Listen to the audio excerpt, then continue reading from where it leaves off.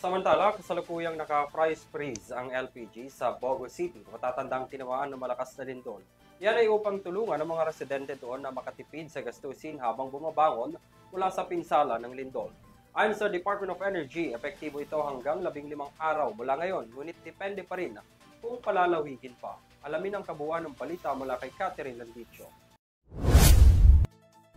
Nagpatupad ang price freeze o pagpigil sa pagtaas ng presyo ng liquefied petroleum gas o LPG ang Department of Energy sa lungsod ng Bogo, Cebu bilang tugon sa epekto ng naganap na magnitude 6.9 na lindol. Epektibo ito simula ngayong araw na tatagal ang price freeze hanggang October 15, ngunit maaari itong palawigin depende na rin sa magiging kalagayan ng lungsod. Ayon sa DOE, ito ay bahagi ng mabilis at agarang aksyon ng ahensya alinsunod na rin sa direktiba ni Pangulong Ferdinand Bongbong Marcos Jr. na tiyaking mabilis ang pagbangon ng mga lugar na naapektuhan ng lindol.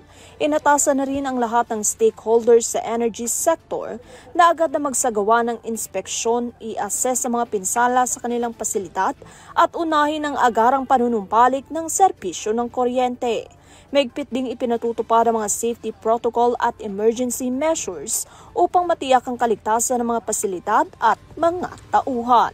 Mahigpit naman na binabantayan ng koordinasyon ng DOE sa mga lokal na pamahalaan at iba pang kaugnay na ahensya para sa isang maayos, mabilis at ligtas na recovery process.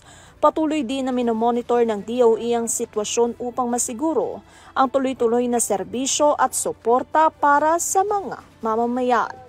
Para sa Euro TV News, Catherine Landicho, sumasaludo sa bawat Pilipino.